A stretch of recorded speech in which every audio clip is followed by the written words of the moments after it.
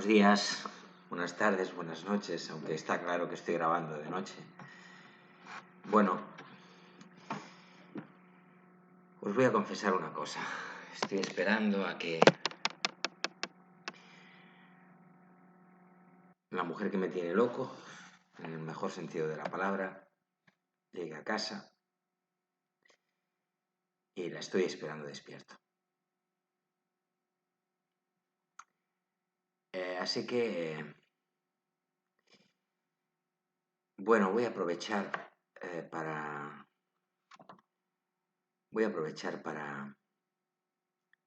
abrir un nuevo rinconcito en el canal. Lo mencioné en el vídeo de presentación hace ya más de un mes, que tenía intereses muy diversos y uno de ellos era el interés por la historia. Y en este vídeo va a comenzar a plasmarse ese interés del que os hablé. Para mí la historia es la aventura del hombre, del ser humano, disculpad,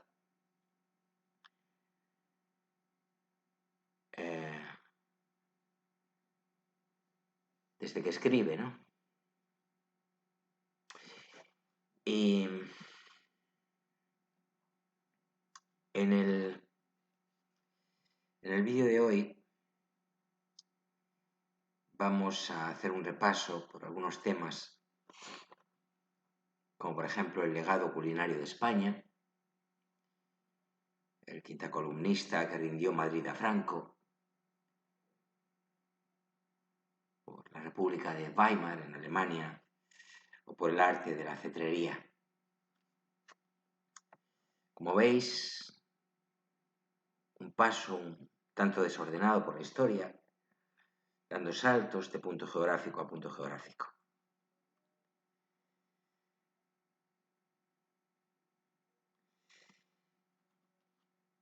Trabajaremos un dossier que ha llegado a mis manos sobre el legado culinario de España.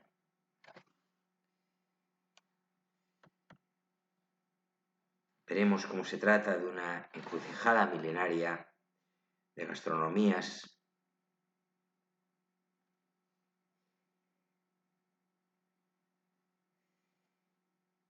remontándonos a la antigüedad.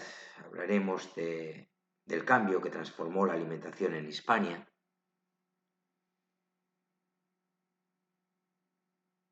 Ya en la Edad Media hablaremos de los productos que llegaron de Oriente,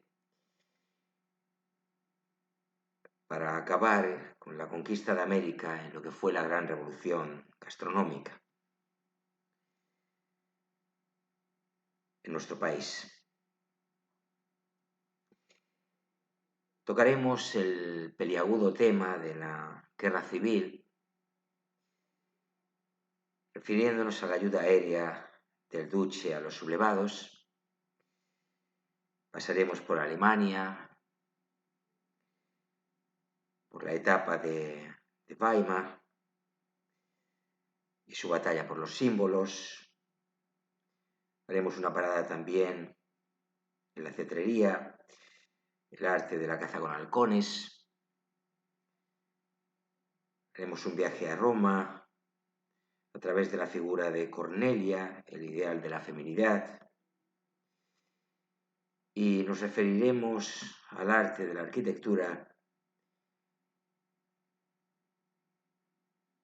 a través del insigne arquitecto Arturo Soria y su ciudad sin fin.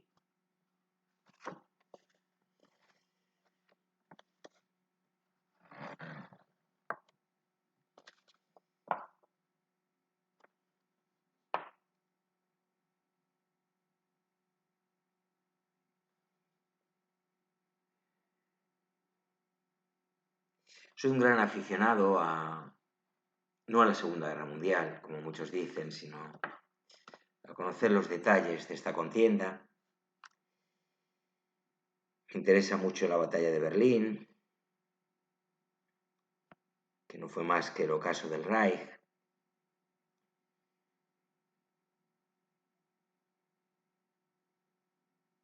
Los últimos días de aquel personaje un tanto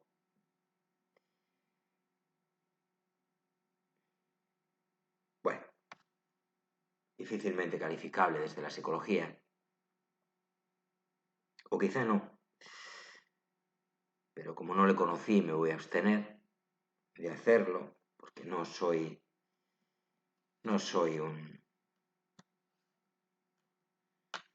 no practico la arqueología psicológica.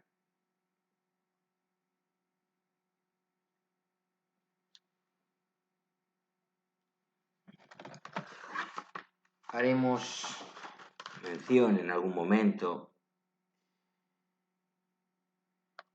a cómo vivió España en la Segunda Guerra Mundial, a través de documentos de Serrano Suñer, recientemente aparecidos. Hablaremos del trienio liberal,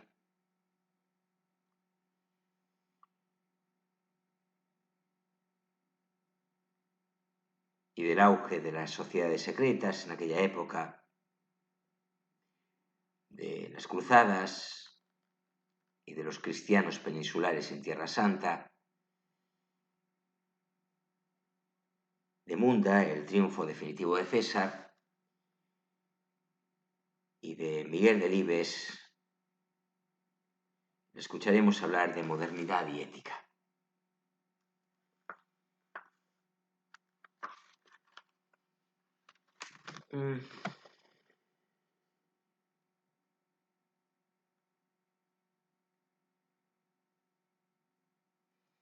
Recordaremos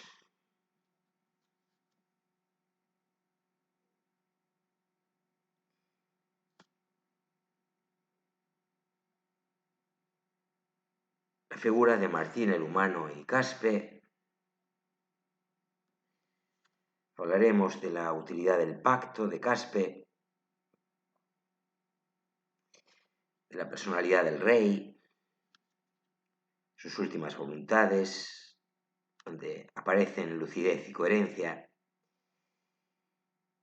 Hablaremos de San Vicente Ferrer, que tuvo una decisiva y prolongada colaboración, y de la sentencia arbitral de Caspe, donde se nos aparece la realidad frente a la representación. También hablaremos de la Legión y sus 100 años de combates, vamos a decirlo así. Hablaremos del cólera como morbo asiático, la gran pandemia del siglo XIX en España, ahora que tan de moda está el término. Haciendo siempre alusión obligada a la Segunda Guerra Mundial como hito histórico todavía reciente y obligada referencia para entender los días que vivimos, hablaremos del zarpazo final de Tito al Tercer Reich,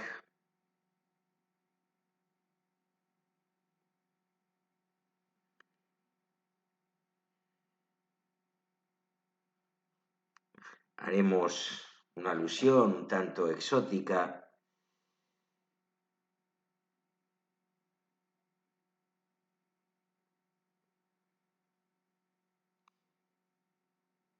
a las pistolas y rifles del lejano oeste.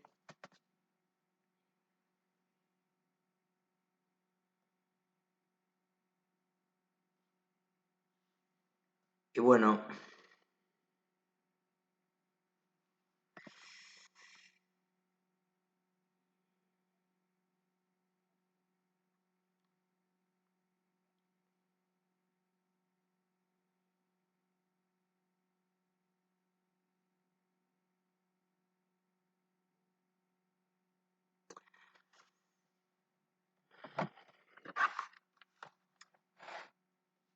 voy a comenzar este vídeo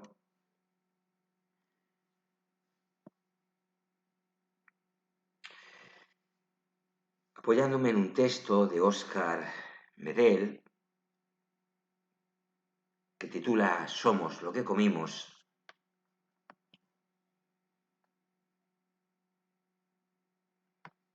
en el que comienza afirmando que si se quiere mejorar al pueblo, en vez de discursos contra los pecados, hay que darles mejores alimentos.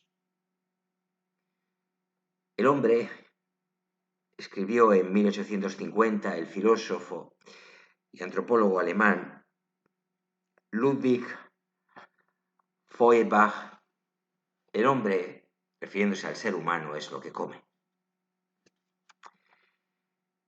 Desde entonces, la frase se utiliza cada vez que se quiere resaltar la importancia de mantener una alimentación completa.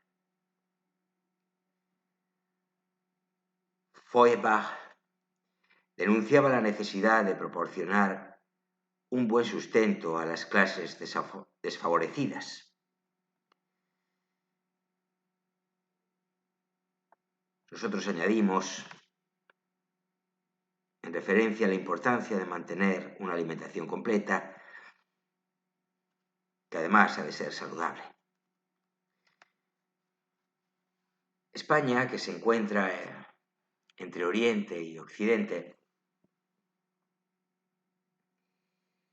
ha sido históricamente una privilegiada encrucijada de pueblos y culturas, con la riqueza y diversidad que ello implica para todo y también para la alimentación. La situación geográfica de nuestro país la ha hecho receptora y emisora de numerosos productos y técnicas culinarias.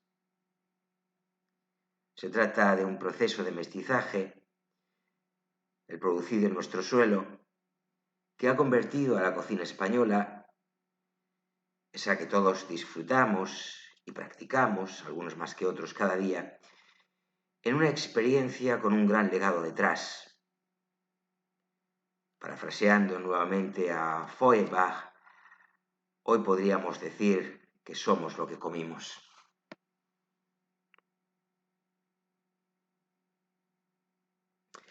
Exploraremos en este vídeo y en algunos que seguirán a este,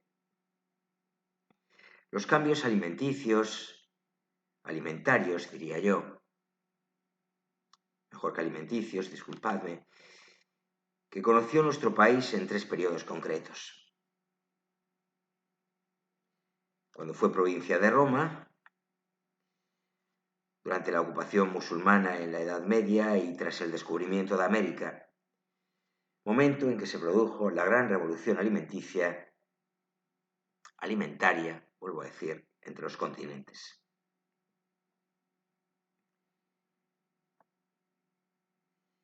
Completaremos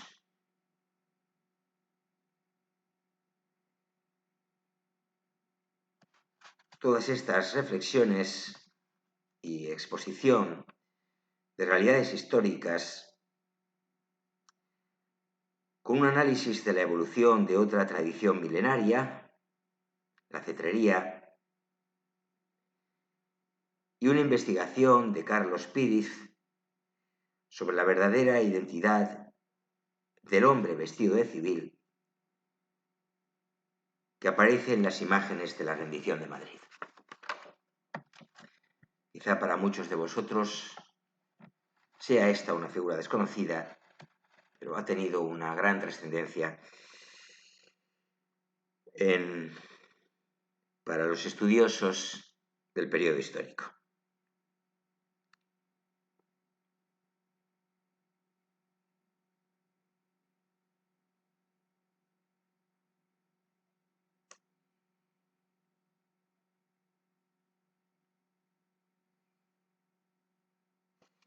Ahora, siguiendo un breve artículo de Paula Cifuentes,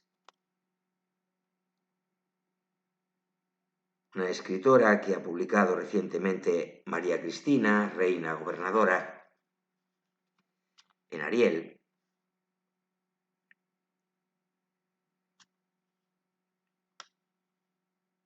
Haremos referencia a aquella frase que se atribuye precisamente a María Cristina de Borbón dos Sicilias, 1806-1878, en la que se dice que dijo: los Borbones podremos ser una familia destronada, pero nunca seremos una familia tronada. María Cristina de Borbón dos Sicilias quizás sea la reina más polémica que ha tenido España.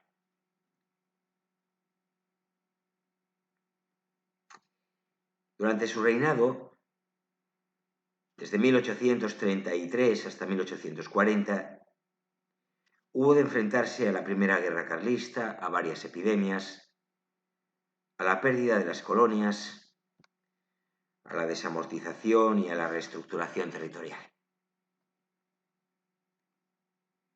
Pero si hay por algo, por lo que ha pasado en la historia, es por haberse lucrado con todo negocio que estuviera a su alcance. Junto con su segundo marido, Fernando Agustín Muñoz, María Cristina tenía intereses en el mercado de la sal, del tabaco, de las minas, del ferrocarril, del azúcar, de los baños, de las tierras, en el proyecto de canalización del Ebro, en la construcción del puerto de Valencia, incluso en la trata de esclavos. Sí, en la trata de esclavos. En el testamento que él dejara en 1873, se puede comprobar lo inmensamente millonarios que llegaron a ser en un país en el que la gente se moría de hambre. Vivieron dos exilios, sí, pero su bolsillo secreto jamás estuvo tronado. Como bien dijo la reina gobernadora.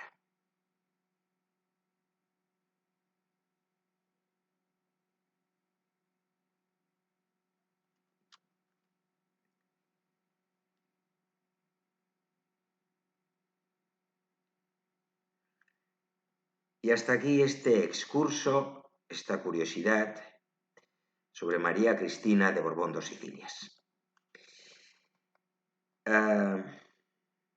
Recomendamos la obra María Cristina, Reina Gobernadora, recordamos, publicada por Ariel, de la escritora Paula Cifuentes.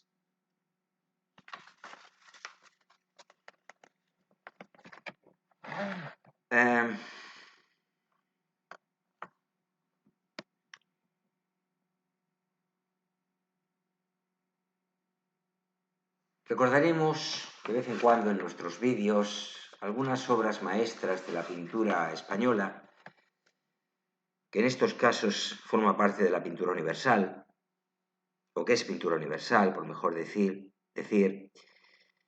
Y recordamos aquí a La vieja friendo huevos, de Diego Velázquez, pintura de 1618, que hoy en día se puede disfrutar en la Scottish National Gallery.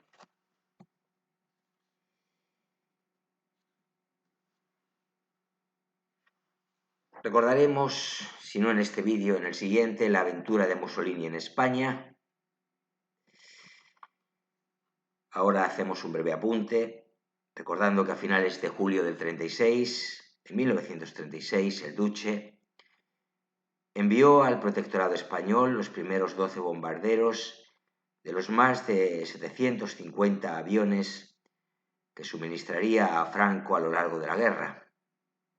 Hablamos de la guerra civil, lógicamente.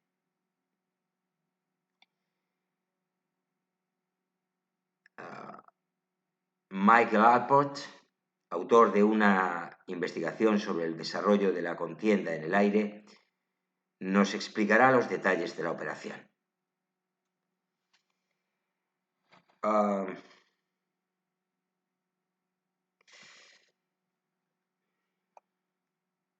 Recordaremos la República de Weimar en Alemania, la Alemania posterior a la Primera Guerra Mundial y su batalla de los símbolos.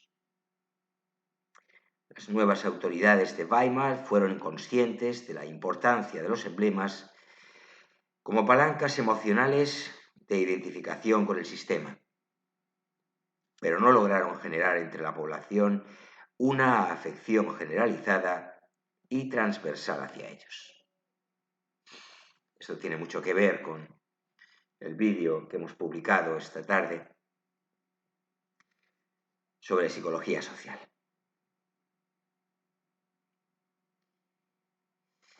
Hemos hecho mención hace unos instantes al hombre de civil que entregó Madrid a Franco como fotografía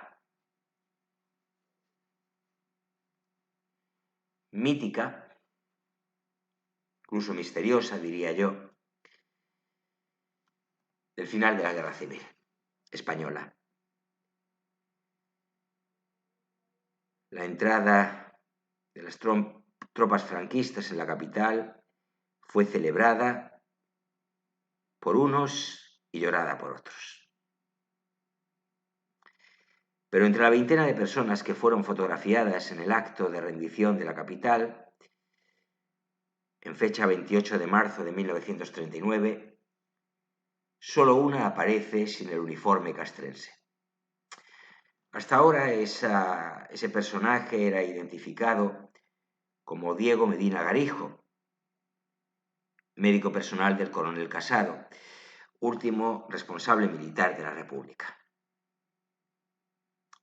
Sin embargo, Carlos Píriz demuestra que esa figura con ropa de calle era en realidad el comandante Francisco Urzaiz, antiguo combatiente en el RIF, abogado defensor de los hermanos Primo de Rivera y colaborador de la Quinta Columna durante la contienda.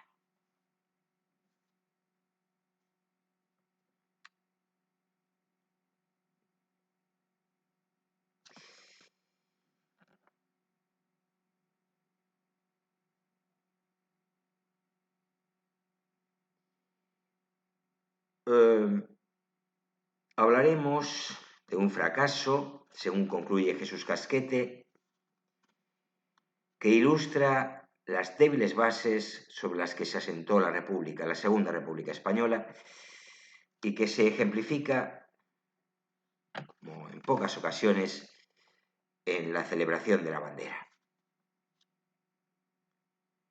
Hablaremos de un Gokwa naval en Mazarrón, Murcia, cuando recordemos que en el contexto de un conflicto bélico que afectaba a toda Europa, el joven almirante Armand Meyer-Bressé, al frente de una renovada flota francesa, infligió una dura derrota a la Armada española de Martín Carlos de Mencos entre la costa de Cabo de Gata y Mazarrón. Javier García de Gaviola reconstruye esta especie de batalla de Gokwa naval desarrollada en aguas del Mediterráneo.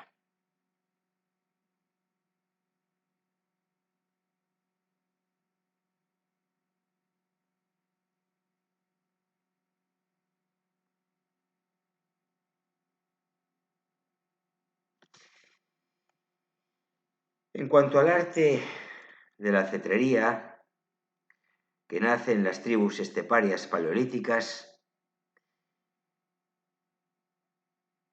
diremos que la caza con rapaces vivió su edad de oro durante la Edad Media y se institucionalizó en el Renacimiento con su incorporación en la cultura cortesana.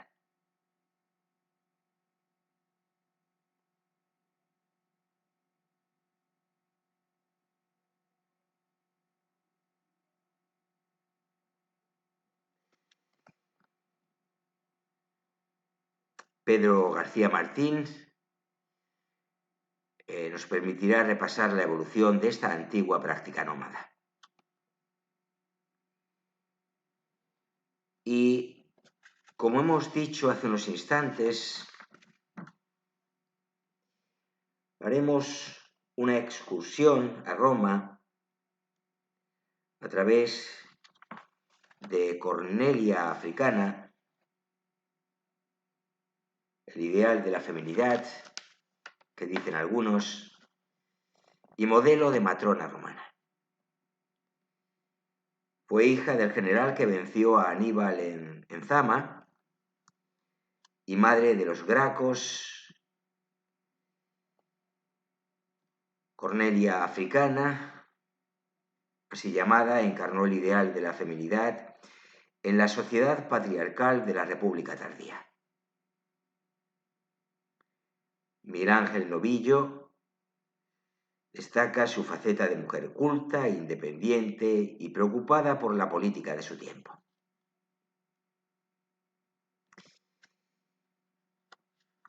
Bueno, recordamos que dedicaremos casi un vídeo al completo a España, encrucijada de culturas culinarias. Dedicaremos una primera entrega a los múltiples mestizajes que se dan en nuestro país entre Oriente y Occidente. Nuestra fuente será María Ángeles Pérez Samper. Otra entrega a Roma e Hispania, Mediterraneidad y universalización, así la llamaremos.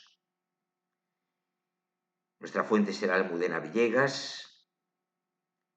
La tercera de las 4 entregas la titularemos El legado culinario islámico, Antoni Riera Melis será nuestra fuente. Y por último, América, la gran revolución, bebiendo de María Ángeles Pérez Samper, nuevamente será la última entrega.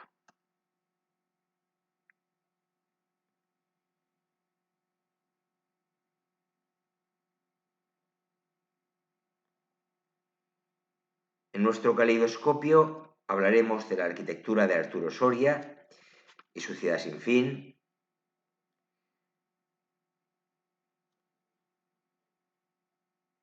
En la sección criminología del Pollo Beca, delincuente por vocación.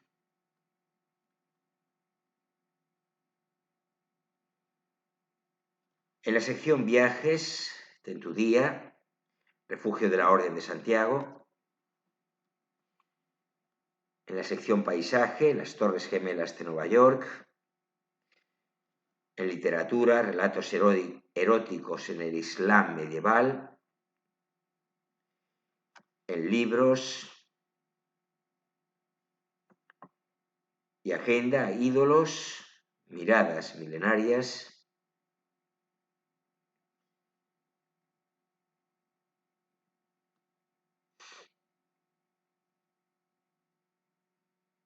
Y en la sección Mi héroe, Magnus Hirschfeld.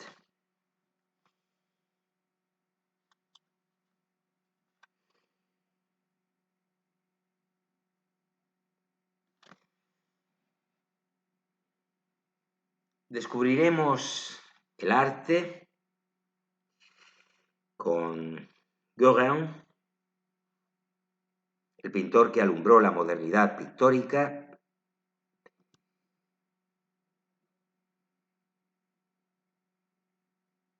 Y con Botticelli, el maestro florentino de la pintura al temple.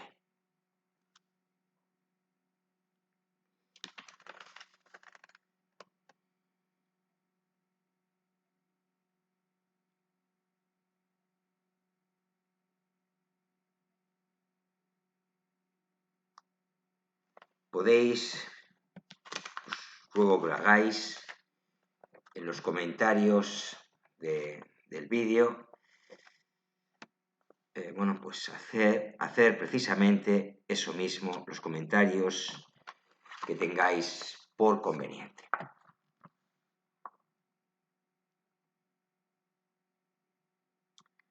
Os ruego que las preguntas o cuestiones no sean demasiado extensas.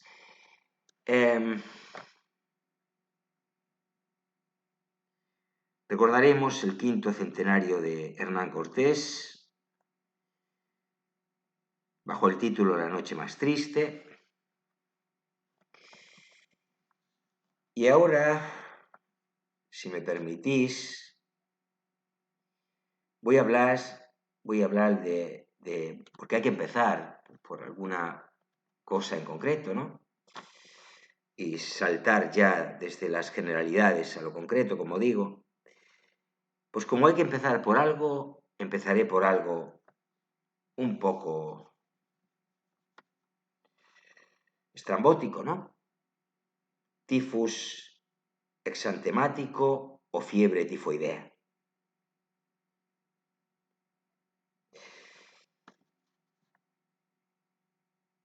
No sé si habéis oído alguna vez hablar del tifus de la Atena de Pericles, expresión que se usa muy frecuentemente con ambigüedad en los textos históricos.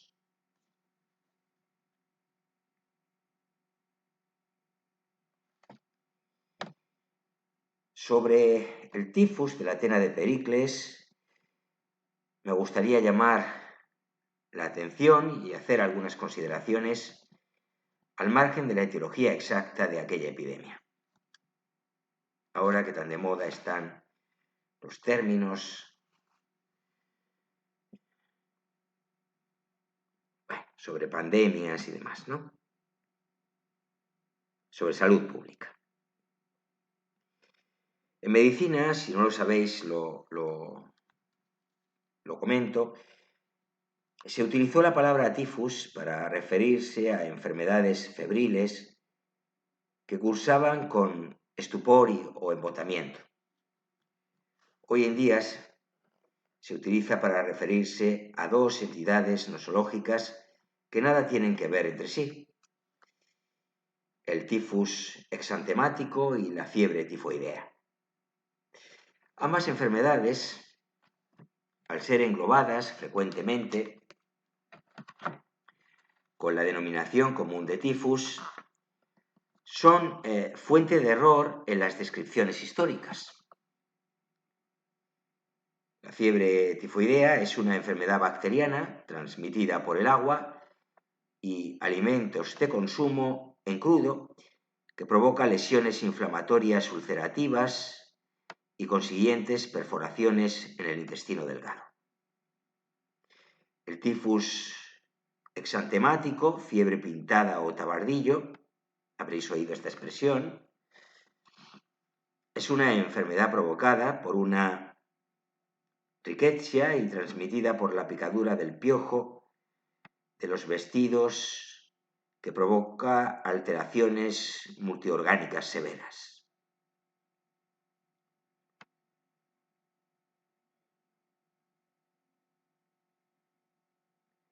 Un ejemplo del significado de las enfermedades en la historia podemos tomarlo de la batalla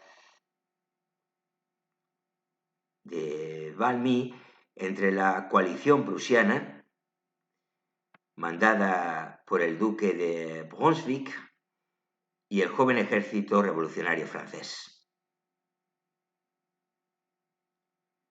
Los prusianos, superiores en número y en la calidad de las tropas, fueron parados en seco por una epidemia de fiebre tifoidea que propició la victoria de los franceses.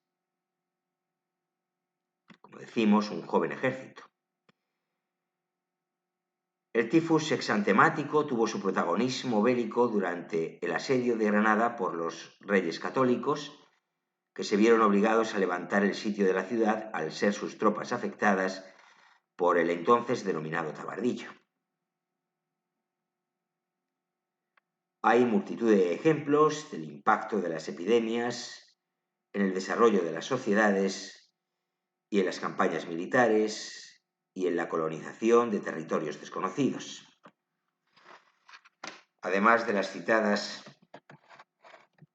hasta ahora, podríamos hablar de la peste negra, el vómito negro, el cólera, el paludismo, la peste blanca o tuberculosis.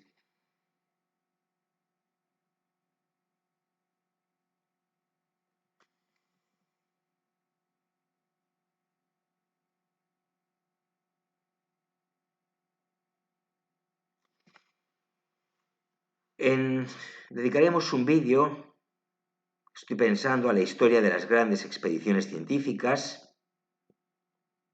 Anunciaremos oportunamente la aparición de este vídeo sobre contenido histórico. de contenido histórico.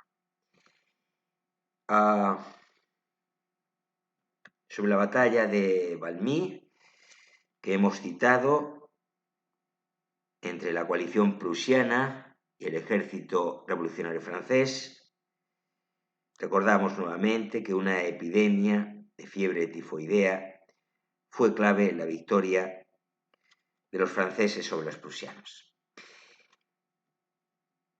Ahora saltamos a los cánones del Concilio de Elvira. Diréis que me vuelvo un poco loco, pero así me gusta abordar la historia con efecto sorpresa, ¿no?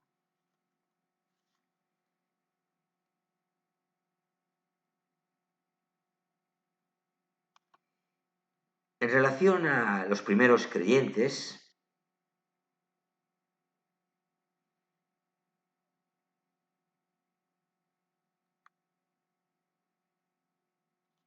refirámonos a los cánones dictados por el Concilio de Elvira,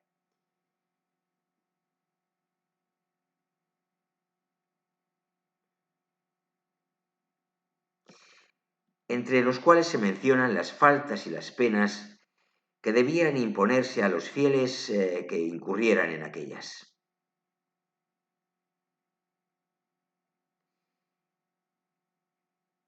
En el canon 62, a título de anécdota, se alude a los aurigas o los cómicos que deben renunciar a su profesión.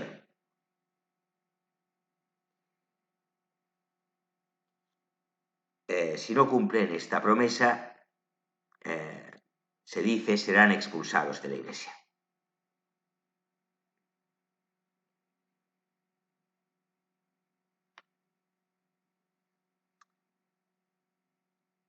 Pero, ¿por qué un auriga debe ser expulsado de la Iglesia? Cabría preguntarse. No se entiende fácilmente la incompatibilidad de gobernar a los caballos de los carros en las carreras y ser un buen cristiano. Quizá sería más fácil de entender que un augur, si lo fuera, ya que su condición de sacerdote y adivino en la Roma politeísta lo incapacitaría para la buena práctica de la religión monoteísta de los cristianos.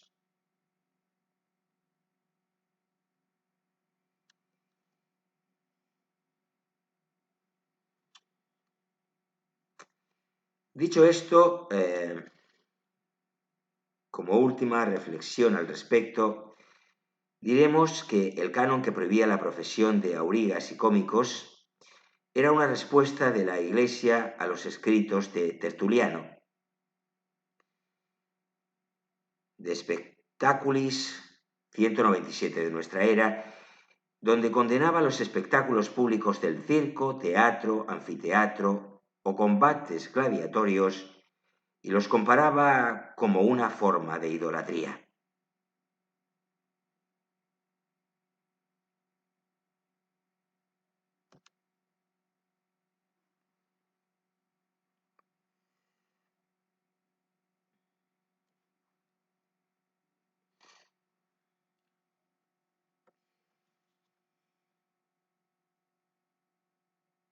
Bien,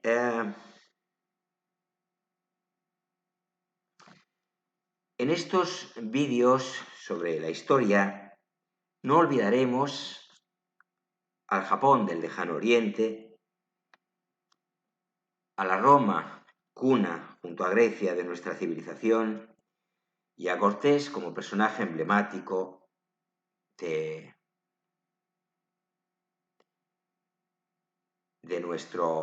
nuestra llegada a América.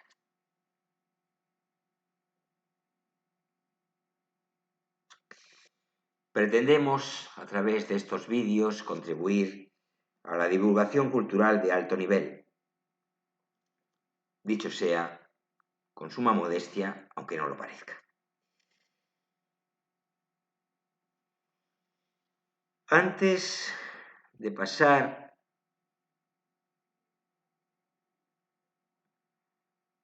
a la sección hemeroteca,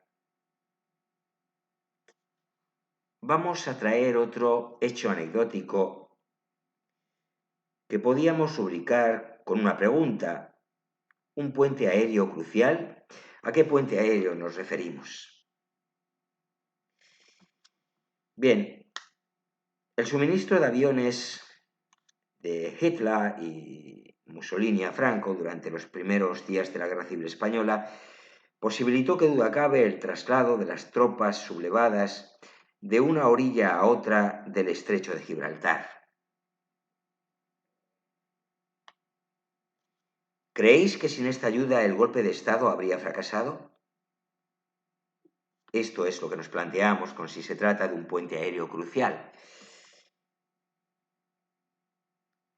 En una encuesta realizada en nuestro país, el 65,7% de los encuestados votó que el uso de la bomba atómica sobre Hiroshima y Nagasaki fue innecesario.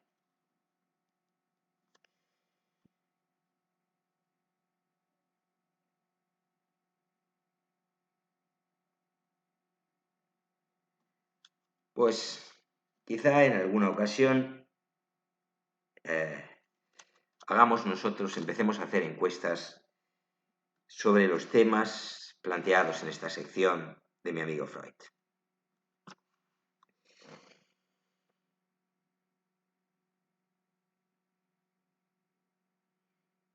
Y en la sección hemeroteca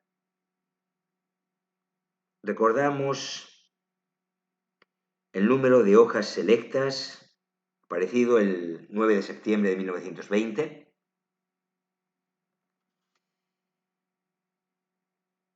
donde aparece un artículo, Polonia y la Rusia Roja,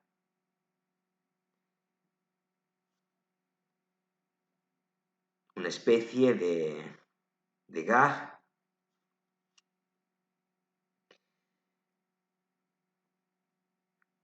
en el que Polonia diría, papá, socorro, que me matan, y los aliados se preguntarían qué hacer.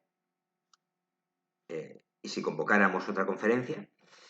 Bueno, algo de sarcasmo, quizá de cinismo.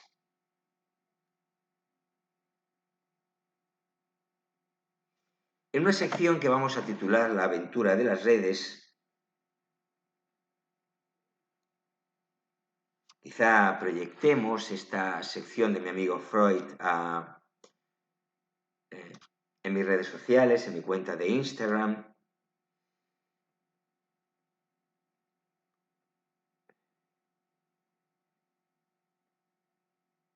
Se me ocurre que podríamos empezar con el interesante tema de los pioneros españoles en favor de la abolición de la esclavitud.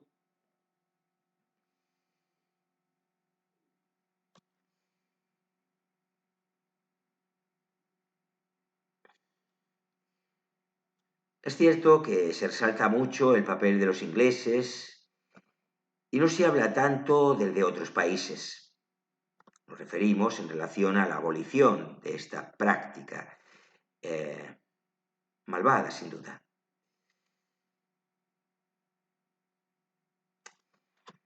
España, os cuento, fue la primera potencia en respetar los derechos de los nativoamericanos y pionera en abolir la esclavitud de los nativoamericanos.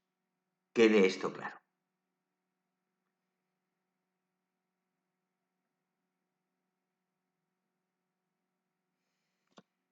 Se esperaría que también lo hiciera o pensara hacer con las personas de otros orígenes. En algunas colonias inglesas, como Virginia, hubo leyes en contra de la esclavitud de los nativos, pero en otras no, y es algo de lo que no se habla mucho.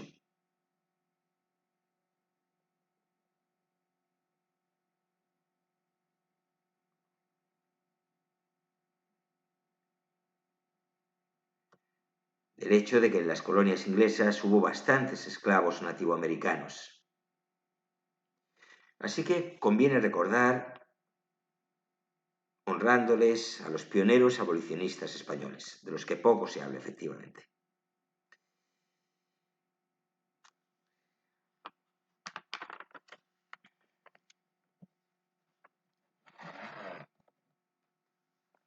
Vamos a terminar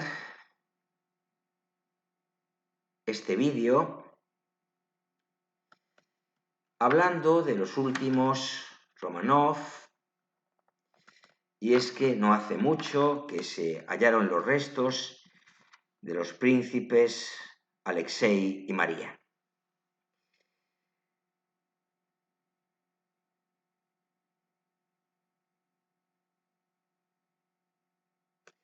Recordamos que el zar y sus hijos fueron sometidos a cautiverio en Tobolsk en la primavera de 1918, poco antes de su ejecución.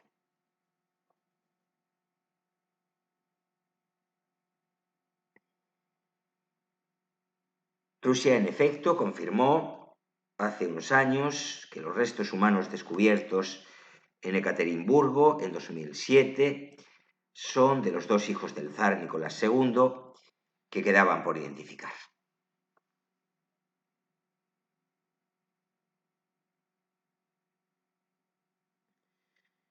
Recordemos la historia. La noche del 16 de julio de 1918, un grupo de bolcheviques ejecutó al zar Nicolás II y a su familia en el sótano de la casa siberiana de Ekaterimburgo.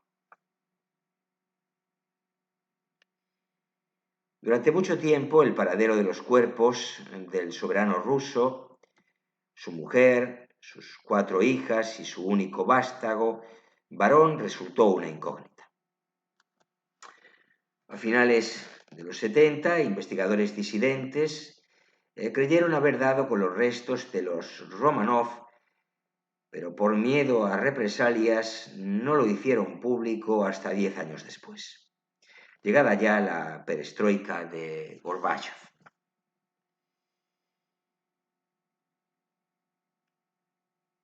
Los fragmentos óseos se enterraron, no sin polémica, en la Catedral de San Pablo y San Pedro de San Petersburgo en 1998. Sin embargo, faltaban por identificar los restos de algunos miembros de la familia, como del heredero Alexei, que tenía 13 años cuando fue asesinado, y la princesa María, que tenía 19. Ahora el gobierno ruso, o hace unos años, ha confirmado que unos huesos hallados en 2007 cerca de Ekaterimburgo, a priori relacionados con los Romanov y su séquito, pertenecen a los 2 hijos del zar.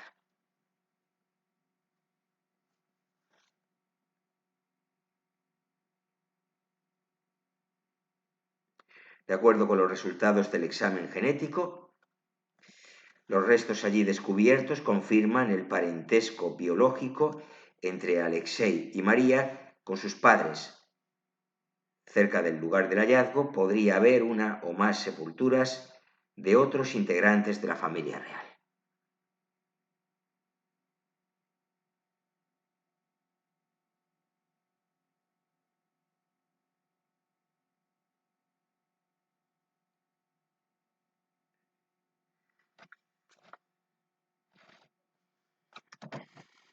En nuestra sección de breves, que lo habrá en cada vídeo, hoy nos preguntamos si había humanos en América hace 30.000 años. Y es que, según 2 nuevos estudios publicados en Nature, un hallazgo de casi 2.000 herramientas de piedra en la cueva mexicana de Chiquihuite podría cambiar la línea del tiempo de ocupación del continente.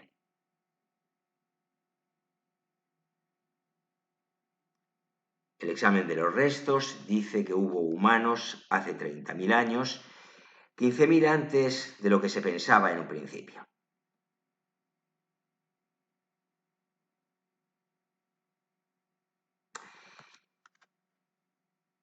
Y en nuestra segunda breve cuenca, fundada entre los años 950 y 1032. Unos análisis de carbono 14 sobre muestras de cal recogidas en la zona musulmana de la muralla del castillo de Cuenca y del parque del Huécar, han determinado que la ciudad se fundó durante el periodo califal en la segunda mitad del siglo X.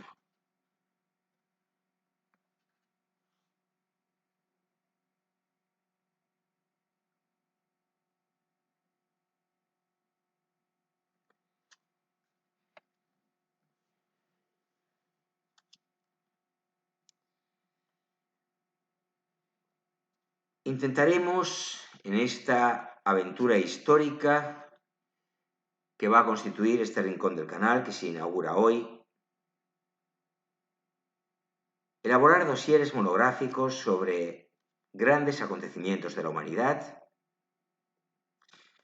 artículos sobre batallas legendarias, sobre hallazgos arqueológicos sobresalientes, biografías de personajes históricos relevantes, elaboraremos mapas e infografías,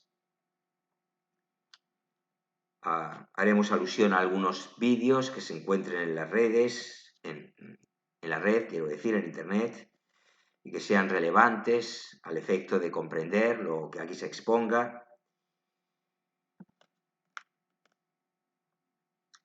Hablaremos, nuestra aventura por la historia abarcará desde la prehistoria hasta nuestros días,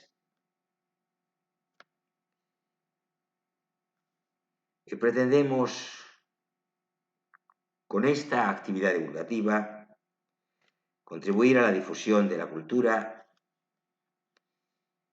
y de la propia historia.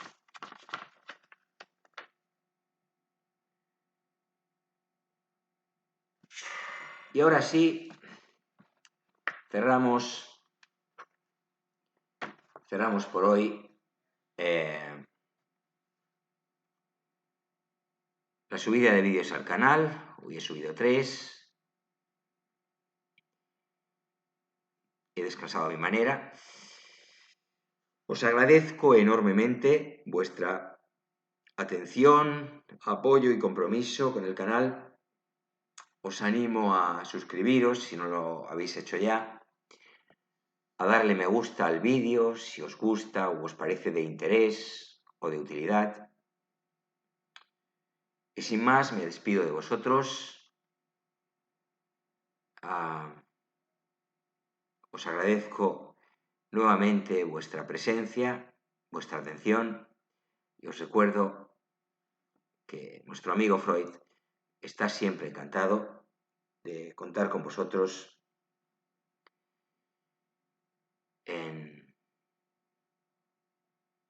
a lo largo de la vida, de este proyecto ilusionante que lleva su nombre. Hasta el próximo vídeo, un saludo afectuoso, nos vemos pronto.